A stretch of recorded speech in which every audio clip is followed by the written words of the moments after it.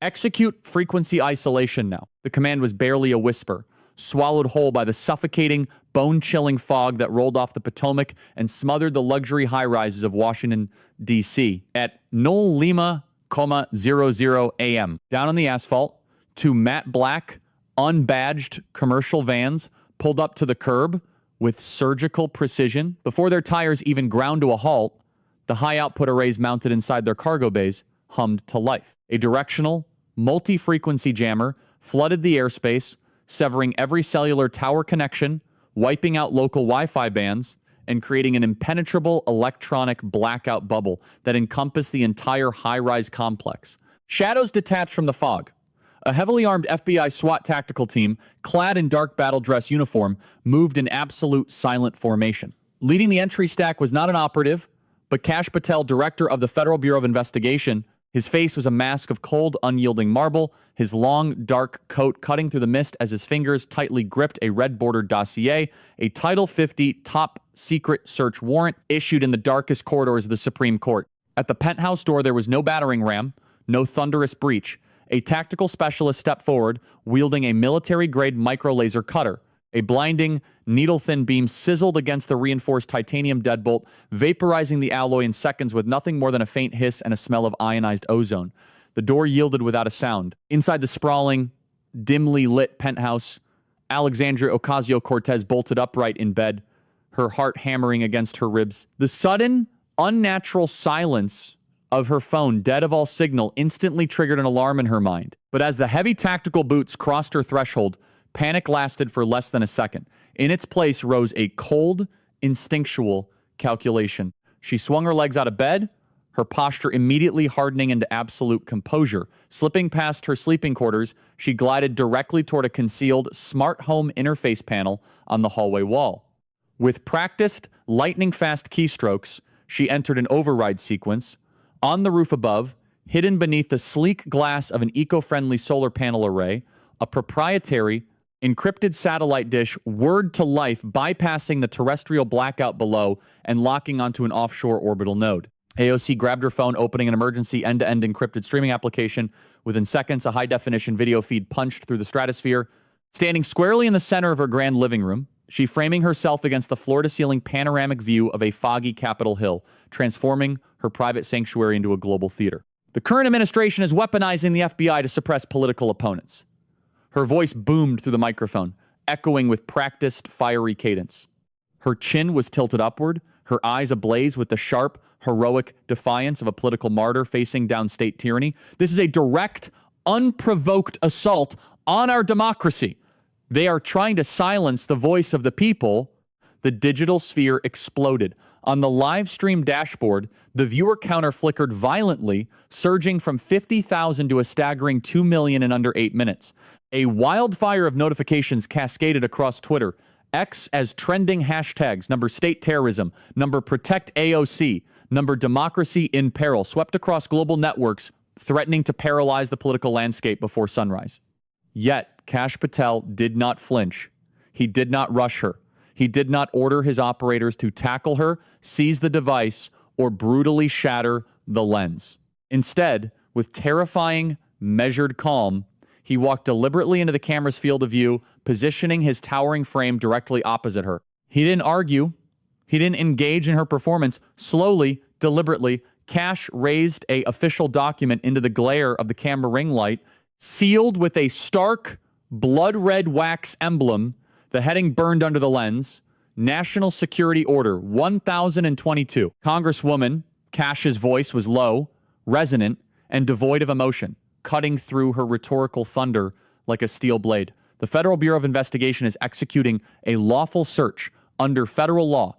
This operation is grounded in verified, critical threats to national financial security. Your broadcast is over.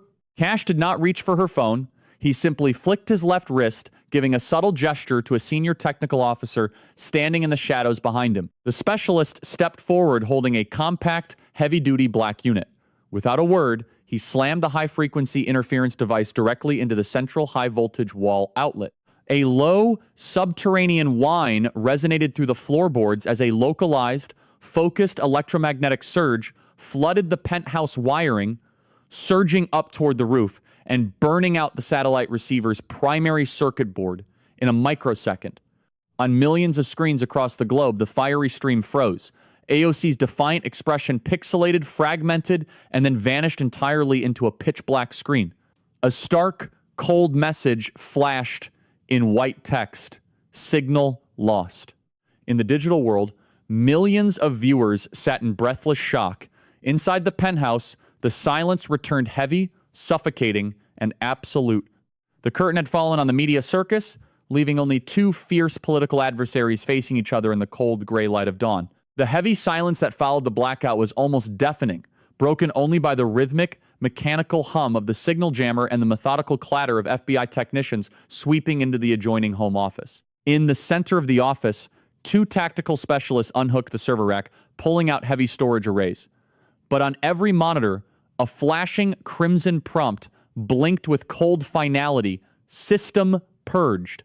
Overwrite protocol complete. The instant the microlaser had severed the primary lock on the penthouse door, an automated tripwire had wiped every kilobyte of digital data, leaving behind nothing but sanitized silicon. Alexandria Ocasio-Cortez watched the technicians work. She slowly crossed her arms over her chest, leaning back against the edge of her mahogany desk. A thin, cold smile touched her lips, a masterclass in political defiance designed to signal absolute invulnerability. Did you really mobilize an entire SWAT stack at 5 in the morning just to collect empty hard drives, Director? Her voice was smooth, carrying a sharp edge of condescension. You've been chasing ghost stories fed to you by right-wing media channels for years. I am far too intelligent to leave incriminating paper trails or unencrypted files sitting on a desktop. You have nothing. Kash Patel didn't even look at the wiped monitors.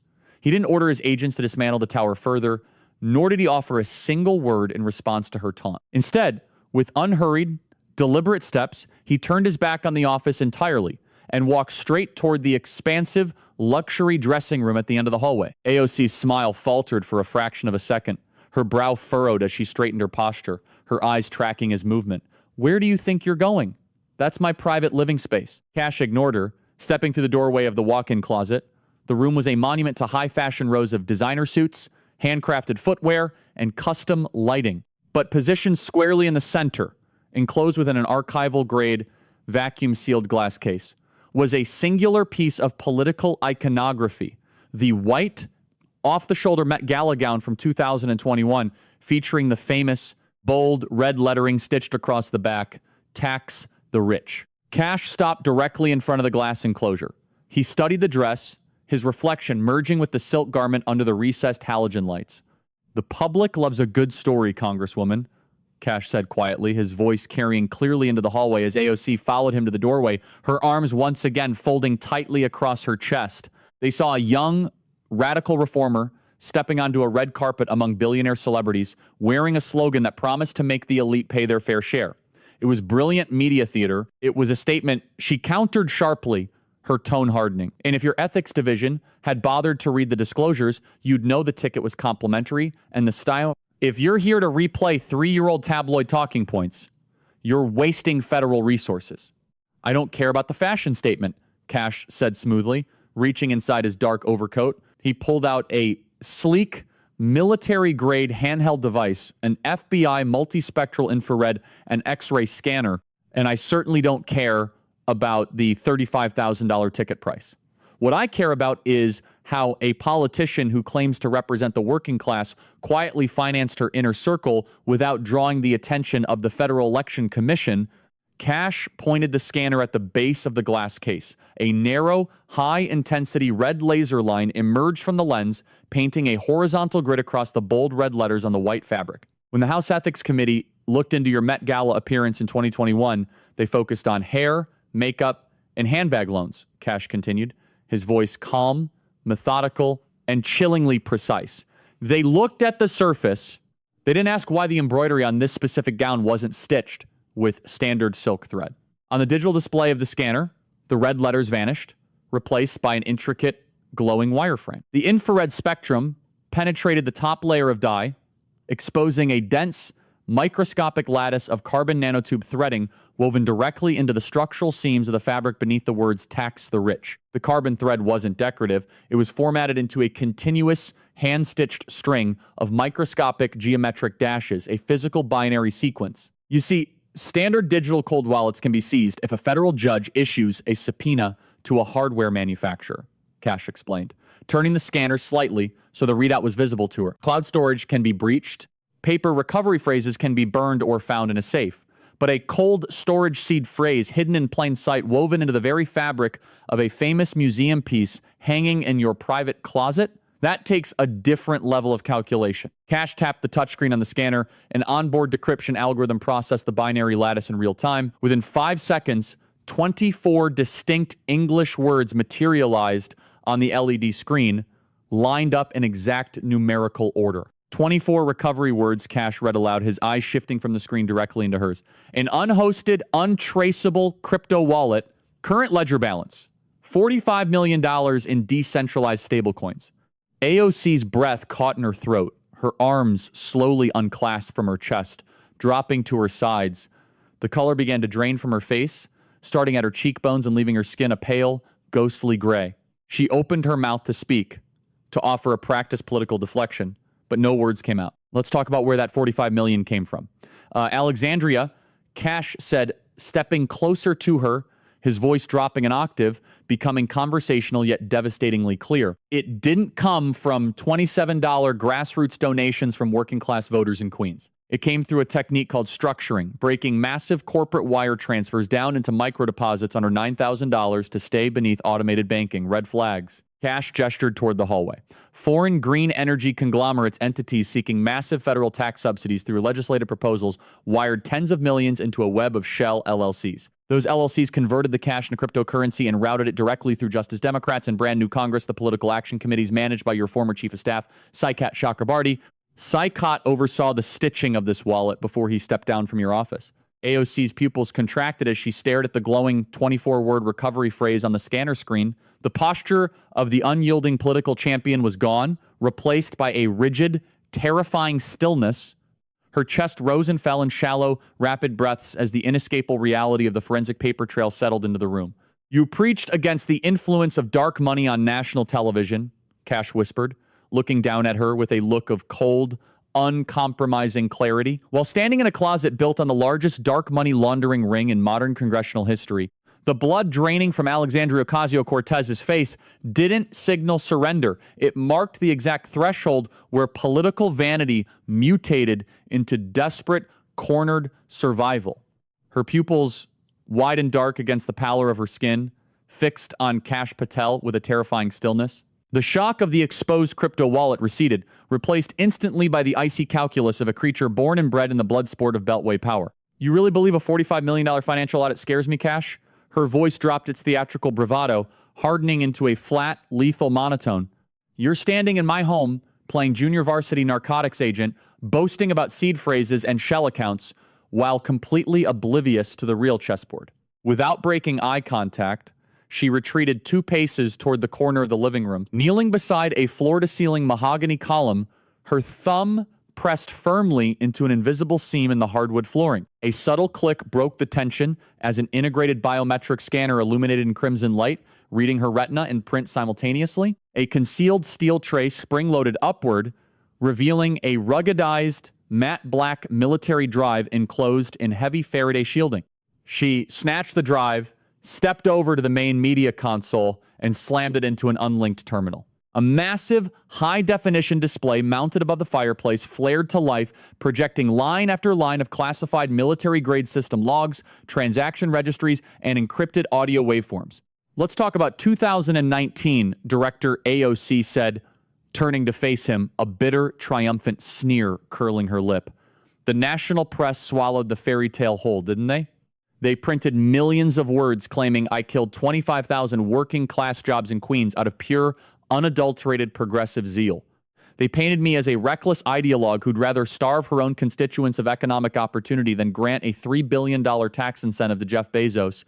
What a touching, convenient piece of political theater for cable news. She leaned over the glass coffee table, resting her palms on the polished surface, her eyes boring into Patel. The working families in my district paid 40% of their meager paychecks while worrying about rent. Convinced their congresswoman was fighting corporate greed, she spat, her tone dripping with biting irony. Meanwhile, the truth had nothing to do with corporate tax breaks or warehouse workers. Amazon Web Services was scheduled to build a massive military-grade data processing hub in Queens, a facility designed specifically to run automated forensic audits on federal intelligence networks. If that server farm had gone live, it would have accidentally indexed a dark program operated inside the Department of Justice and the FBI. She jabbed a finger at the glowing screen behind her. For 10 years, a covert faction within your own bureau ran warrantless wiretaps on 72 sitting members of Congress, collecting every wire transfer, every affair, every off-book PAC contribution, and storing it on non-appropriated servers. I didn't stop Amazon to protect the union's cash. I stopped Amazon because if AWS built that facility, your illegal surveillance matrix would have been exposed, collapsing the entire national security establishment overnight. Patel's expression remained unreadable. But behind him, two SWAT operators shifted their weight nervously, their grip tightening on their rifles as the text on the screen scrolled through internal FBI directive numbers and classified wiretap logs targeting senior lawmakers. This drive contains every transaction, every illegal intercept, and every signature authorizing those black budget operations, AOC continued, her voice rising in cold, deliberate crescendo. I have linked this terminal to a dead man's switch routed through 3 decentralized cloud servers in Zurich and Reykjavik. If my biometric pulse drops, or if my name appears on a federal indictment docket within the next 60 minutes, this entire archive will automatically release to every major news outlet on Earth. The Department of Justice will burn, the Bureau will be dismantled by Congress, and your precious career as director will end in a federal penitentiary. A suffocating atmosphere settled over the room. The tactical agents stood rigid, waiting for their commander's order, fully aware that the woman standing before them held a nuclear detonator over the entire American political apparatus. Then Kash Patel did something that shattered the high-stakes narrative entirely. He didn't panic. He didn't order her tackled. He simply threw his head back and let out a dry, patronizing, hollow laugh, a sound so rich with cynical amusement that it made AOC's posture stiffen in immediate suspicion. Fascinating, Kash murmured, slowly unclipping the tactical comms earpiece from his collar and tossing it carelessly onto the glass table between them. An absolute masterclass in Washington, self-preservation. You sell yourself to everyday Americans as a champion of the working poor while sitting on a dragon's hoard of surveillance leverage, using national security crimes as your personal get-out-of-jail-free card. Kash reached inside his tailored coat once more, but instead of another tactical scanner or federal warrant, he pulled out a sleek, brushed steel encrypted audio player. He laid it flat on the table, right next to her glass of untouched ice water. Your vanity always was your fatal flaw, Alexandria, Kash said, his tone softening into a chillingly conversational register. You built an entire brand on the illusion that you were the ultimate outsider fighting the establishment from within. You actually convinced yourself that you were a grandmaster manipulating the system, never realizing you were sitting at a table where the deck was marked before you even won your primary. Kash looked directly into her eyes, his gaze filled with a cold, almost pitiless clarity. Did you really think I led a tactical team into your penthouse at dawn because I magically stumbled upon your dress? Do you genuinely believe your little AWS drive makes you untouchable? He leaned forward, pressing the play button on the metallic device. A harsh, static hiss from the small speaker, followed immediately by the unmistakable, gravelly, aristocratic cadence of the senior Democratic Senate leader, the undisputed titan of the party, AOC's political mentor, and the most powerful power broker on Capitol Hill. Take her down clean, Director, the Senate leader's voice rasped through the speaker, crisp and devoid of any human warmth. The lining of the Met Gala gown holds the seed phrase for her crypto accounts, and the floorboard in the corner of her living room conceals the AWS drive. Give the press their golden child on a silver platter. Let the media feed on her corpse for 6 months so we can quietly close the file on our Senate Defense Procurement audit without your agents digging into our committee's offshore accounts. The recording clicked off. The metallic device sat motionless under the soft halogen lights. Kash leaned back, folding his arms across his chest as he delivered the autopsy of her political career with surgical precision. 25,000 working-class New Yorkers lost their livelihoods in 2019 so you could play guardian to the deep state, Kash said quietly. laying out the brutal reality with unsparing logic. And while those same families are drowning under the weight of inflation today, paying $5 for a gallon of milk, your mentors at the top of the party were siphoning billions out of foreign military aid packages into European slush funds. He stepped closer, standing over her as the gravity of his words crashed down upon her. The Senate leadership is under a massive, quiet federal investigation for embezzling defense funds, Kash explained, his voice striking her like physical blows. They needed a distraction of seismic proportions. They needed a media lightning rod, someone so famous, so polarizing, and so utterly consumed by her own celebrity that her downfall would hijack every headline, every talk show, and every social media algorithm on the planet. They traded you to us, Alexandria. They gave us the dress. They gave us the floorboard. They gave us the drive. You weren't the mastermind of the Democratic Party. You were just their designated sacrificial lamb, fattened up on media praise until it was time to slaughter you to save themselves. The air left Alexandria Ocasio-Cortez's lungs in a quiet, shuddering gasp. Her knees buckled slightly, her hands reaching out blindly to catch the edge of the Italian leather sofa as she sank onto the cushions. The fiery, sharp-tongued icon of modern progressive politics vanished, leaving behind a hollowed-out shell staring blankly at the dark screen of the audio player. The illusion of her untouchable brilliance, her righteous crusade, and her standing within the party hierarchy lay scattered in ruins across her own living room floor, shattered not by her political enemies, but by the very elites she had compromised her integrity to protect. As the echo of her mentor's recorded betrayal faded into the silence of the penthouse, Alexandria Ocasio-Cortez remained frozen on the edge of the leather sofa. The high-strung idealism that had defined her public persona for 6 years hadn't just crumbled, it had been systematically disdained by the very apparatus that built her. Kash Patel didn't gloat. He didn't offer a dramatic flourish or signal his tactical team to pull out the stainless steel handcuffs. Instead, he stepped around the glass coffee table, picked up his audio player, and laid 2 new items in its place: a heavy, black encrypted satellite phone and a bound 10-page legal document bearing the seal of the United States Department of Justice.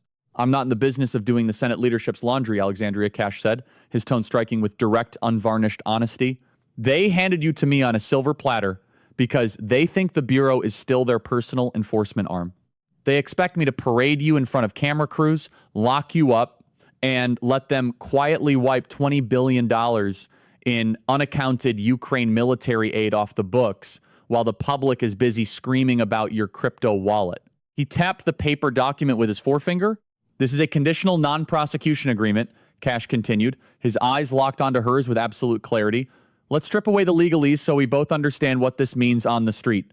Under Title 18, Section 1001 and federal wire fraud statutes, your current paper trail carries 30 years in a federal penitentiary. While working families in your congressional district are maxing out credit cards at 300% interest just to afford $50 bag of basic groceries, your PACs were processing $45 million in untaxed dark money. On paper, you're looking at complete financial and political liquidation." He slid the document across the table along with a heavy Mont Blanc pen. "But I don't care about making an example out of a media creation," Kash said coldly. "I want the architects, the 80-year-old committee chairs who sign off on $100 billion foreign appropriations while holding stock in defense contractors, the ones who buy luxury estates in Martha's Vineyard while telling working-class mothers in Queens that gas at $4.50 a gallon is just the price of green transition. You sign this, you become a confidential informant under my direct command, you keep your seat in Congress, you keep your microphone, but every document that touches your committee desk, every off-the-record caucus meeting, and every illegal wire transfer from the Senate leadership comes directly to my desk first." AOC stared down at the crisp white paper. The initial paralysis in her posture began to fracture, replaced not by sorrow or remorse, but by a dark, volatile heat. The disbelief in her eyes hardened into a razor-sharp, lethal fury-directed square at the party establishment that had treated her like a disposable marketing stunt. "They thought I was just a naive bartender from the Bronx they could dress up in designer clothes and parade in front of cable news," she whispered, her voice low, raspy, and vibrating with pure venom. "They thought I wouldn't notice when they routed foreign checks through my staff." She snatched the Mont Blanc pen from the table. Without reading the boilerplate legal clauses, she flipped straight to the final page and slashed her signature across the line marked informant acknowledgement. She shoved the document back across the glass. I won't just give you their committee files, Director. I know which Swiss accounts the DNC uses to fund primary challenges against uncooperative squad members. I know which lobbying firms write the actual text of our tax bills before we even vote on them. I will burn every single one of them to the ground. Kash picked up the signed document, verified the signature, and slipped it into his inner pocket. He didn't offer a hand to shake. He simply tapped his tactical earpiece twice. All units, pack it up. Kash commanded calmly into the microphone. 0 arrests. Maintain radio silence. We are clearing the site. Within 2 minutes, the SWAT team evaporated from the penthouse like ghosts. There were no flashing red and blue lights in the courtyard below, no megaphones blaring, no perp walk for the morning news cameras. The black jammer van silently pulled away from the curb, leaving the luxury high-rise standing quietly in the gray light of 7:30 a.m. Left alone in the quiet apartment, AOC stood up slowly. She walked over to the vacuum-sealed glass enclosure in her dressing room, unlocked the latch, and reached inside. She grabbed the famous Met Gala gown by its silk collar, pulled out a pair of tailoring shears from her vanity, and systematically sliced through the back panel. With a sharp, metallic tear, she ripped out the carbon-threaded inner lining containing the $45 million binary seed phrase, shredding the fabric into useless, frayed ribbons that fell onto the floor. The symbolic armor of the progressive movement was destroyed, but the real catastrophe had already begun radiating outward into the political ecosystem. Beyond the walls of the penthouse, the 30-minute electronic blackout had already triggered a catastrophic information vacuum. On Capitol Hill and across social media, the sudden, unexplained termination of her panic-driven live stream had left millions of young, progressive voters suspended in a state of chaotic confusion. Rumors began leaking through network back channels.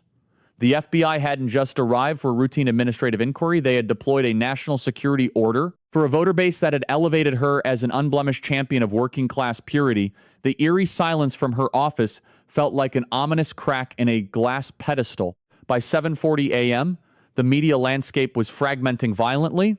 On Fox News and conservative digital outlets, journalists were already broadcasting high-resolution telephoto footage of the FBI's unbadged signal-jamming trucks parked outside her residential building, relentlessly dissecting her old FEC filings and questioning how an activist on a congressional salary resided in one of the most expensive zip codes in Washington.